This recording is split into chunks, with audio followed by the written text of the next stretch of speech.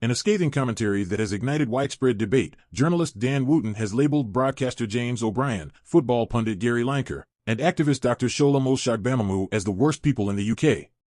Known for his fiery takes, Wootton spared no punches in criticizing the trio, accusing them of fostering division and promoting what he sees as elitist, out-of-touch rhetoric. James O'Brien, the smug voice of the woke. Wootton took particular aim at James O'Brien, a prominent LBC host known for his sharp critiques of Brexit and conservative politics.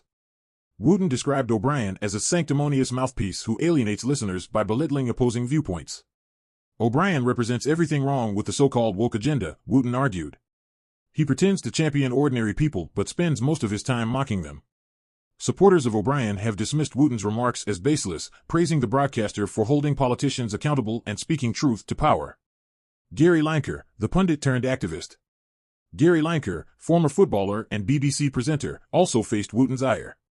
Lineker has become increasingly outspoken on political and social issues, from his criticisms of the UK government's immigration policies to his advocacy for human rights. Wootton slammed Lineker as a self-righteous virtue signaler who leverages his platform to push a liberal agenda. He's forgotten that his job is football, not politics, Wootton claimed. Critics of Lineker argue that his activism distracts from his role as a sports presenter, while supporters hail him as a necessary voice for justice in an era of growing inequality. Dr. Shola Moshogbamimu, the unapologetic activist. Rounding out Wootton's list is Dr. Shola Moshogbamimu, a lawyer and political commentator known for her unapologetic views on race, gender, and inequality. Wootton accused Dr. Shola of being divisive, labeling her rhetoric as aggressive and inflammatory. She thrives on creating division, turning every issue into a racial or gender battle, Wootton claimed. Dr. Shola's supporters were quick to defend her, arguing that her outspoken approach is essential in addressing systemic injustices often ignored by mainstream narratives. A polarized reaction. Wootton's comments have sparked a predictable backlash. Critics accused him of attempting to silence influential voices who challenge conservative norms.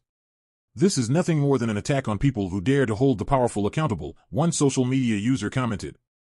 However, Wootton's supporters argue that his criticisms reflect the frustrations of ordinary Britons who feel alienated by what they see as elitist figures dominating public discourse. Cultural battle lines drawn.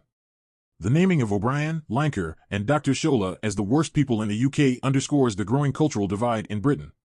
At its heart, this debate reflects broader tensions about free speech, accountability, and the role of public figures in shaping national conversations. Whether seen as champions of progress or symbols of division, these figures remain at the forefront of Britain's cultural and political debates. And as Wootton's explosive comments prove, the battle for public opinion is far from over.